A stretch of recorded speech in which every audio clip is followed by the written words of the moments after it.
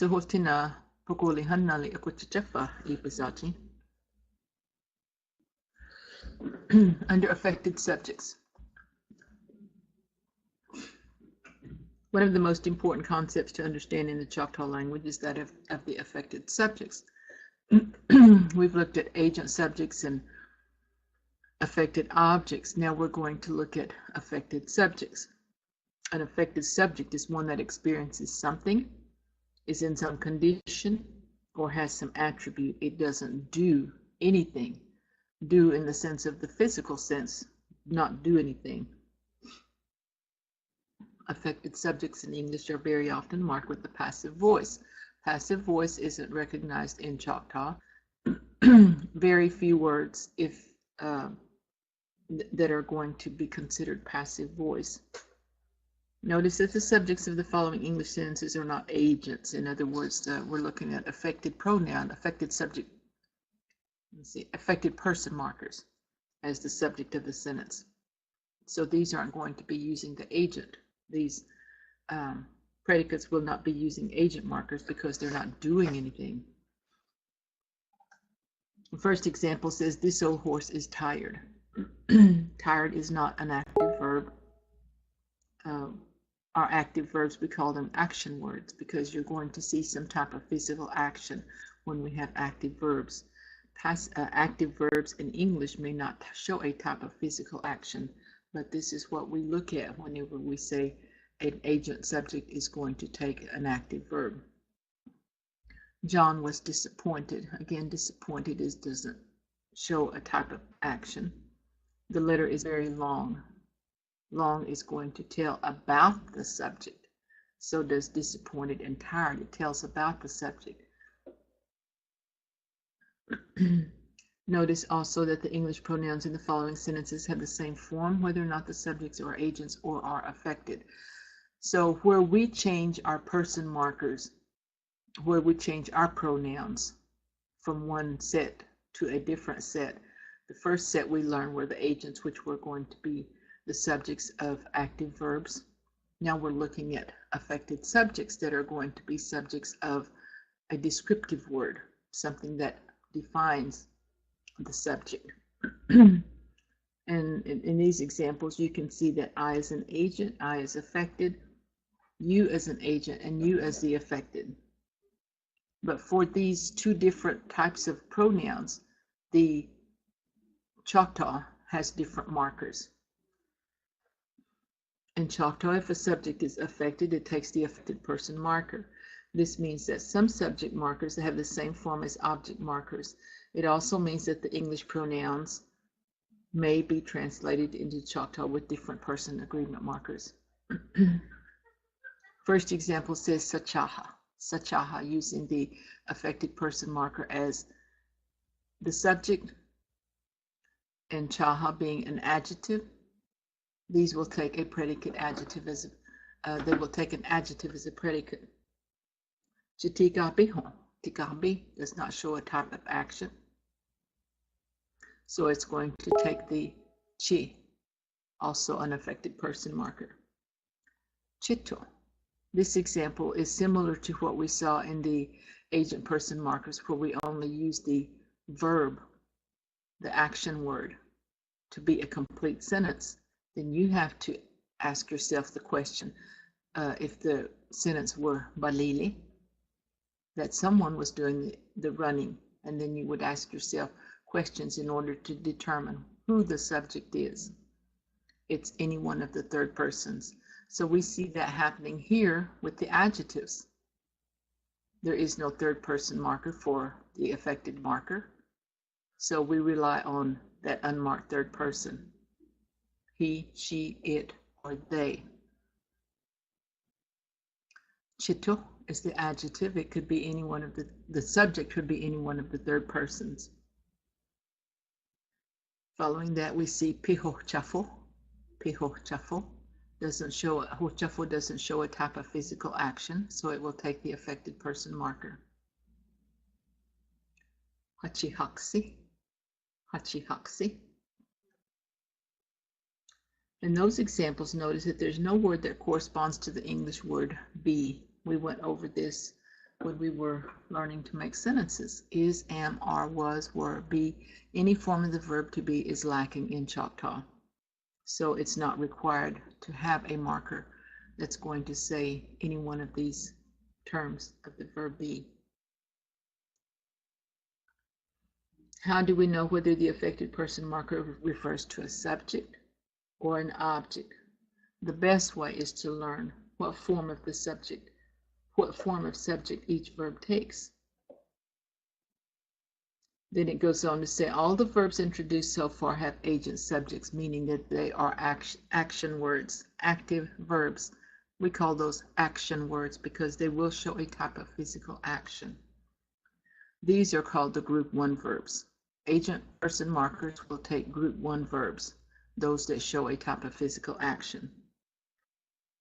Virtually all adjectives have affected subjects.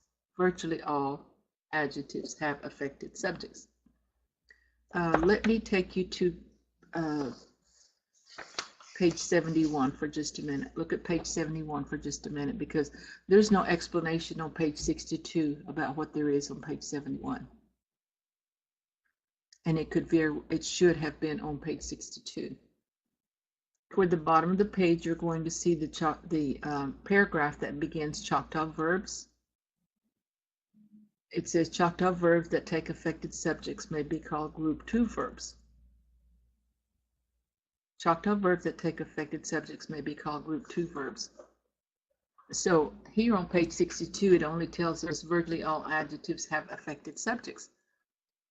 So those that take an affected subject are called group 2 verbs. The predicate adjectives are group 2 verbs. Anything that's going to define, describe, or show that this subject has an attribute is going to be considered a group 2 verb. Group 2 verbs are going to be those that don't show a type of physical action.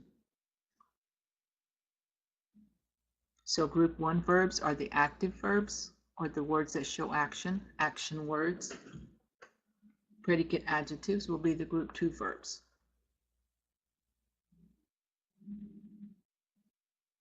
And then we're going to look at the example sentences. Chiapila lituk, chiapila lituk. On page 61, it tells us that when an agent person marker and an affected person marker appear in the same sentence, the agent marker will come first. And we talked about that exception being li, first person singular. Li will always follow the verb. So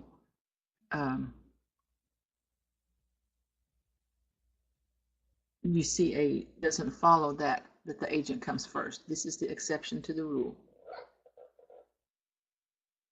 The next example says Chichaha. Chichaha, you are tall. Chichaha, you are tall.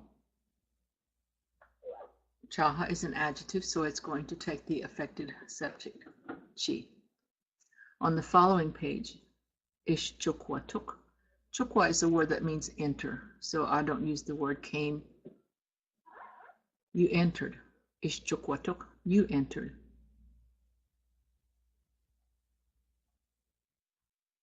Chukwa is an agent, has an agent subject, ish, but there's no object. The next example, Ish hapipisahu.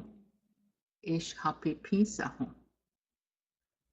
This example follows that rule that says before the agent marker is going to come first, then followed by the person marker, and then the verb. Ish hapipisahu. The next word says piho chafo. Piho chafo. Hochafo is not an active verb, so it will take an affected marker, P. Piho chafo.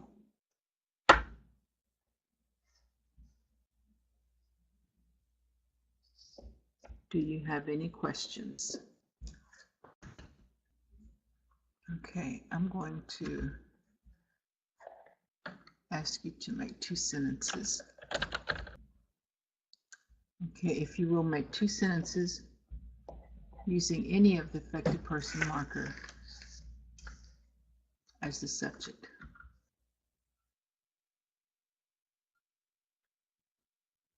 Okay, Marie, I have your correction.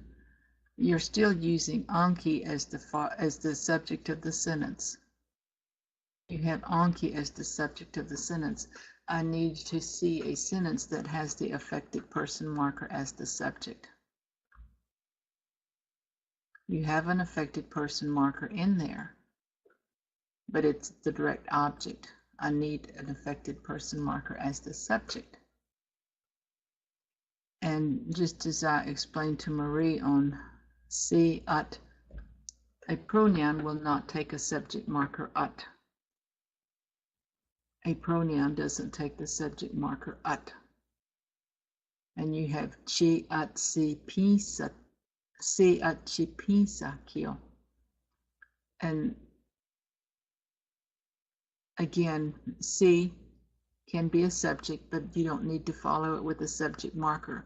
The subject marker ut is used on nouns and noun phrases that are subjects of the sentence.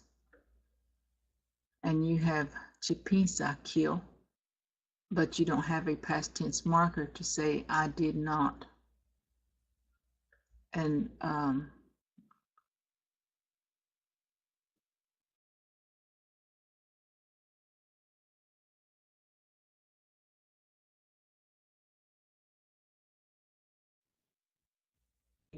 that can't happen. You can't have an affected person marker as the subject of the sentence and an affected person marker as the object in the sentence.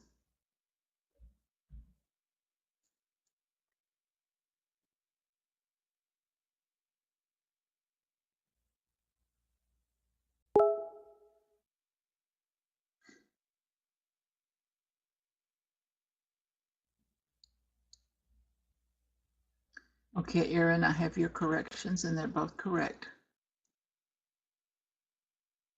Both your sentences are correct.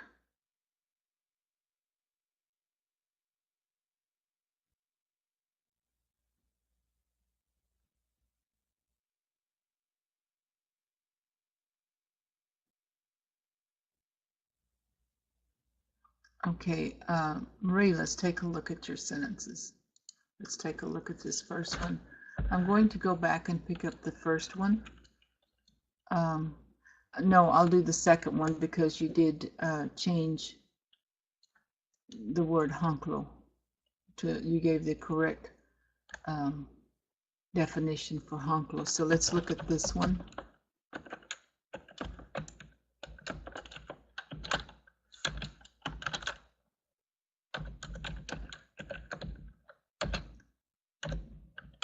Okay, when we have a sentence that does not have a question word in it, you have to use a yes or no question marker to make it a question. Anki at pihankrotok is a, without the question marker, it's simply a statement. Without the question marker, it's simply a statement. So in order to make this a correct sentence, you would need to add the nasal O. Anki at pihankrotok. Okay, let's go this a little bit further then. You have Anki as the subject of the sentence because you have it followed by ut. This is going to tell you that Anki is the subject of the sentence. Then you have P, Hanklo.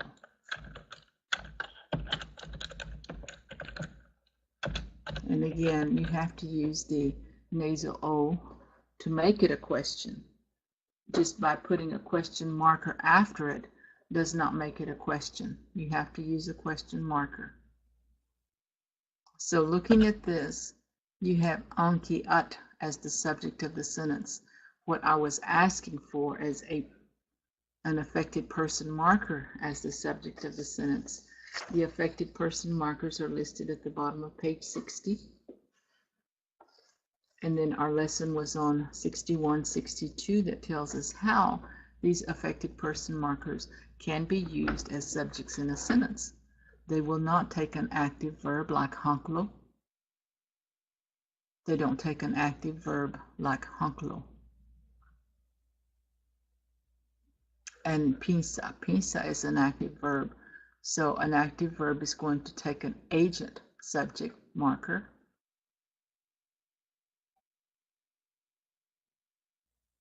Predicate adjectives will take the affected person marker as the subject.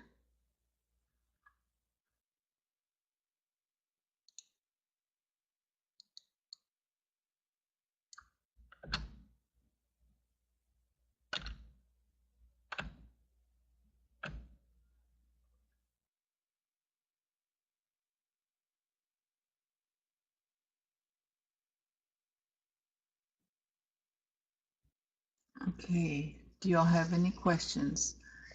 If you're still working on your sentences, Marie, I will wait for them to come in. Erin, if you're finished, so you're free to leave the class. I'll stay with Marie until she sends some work in. And I will see you on Monday.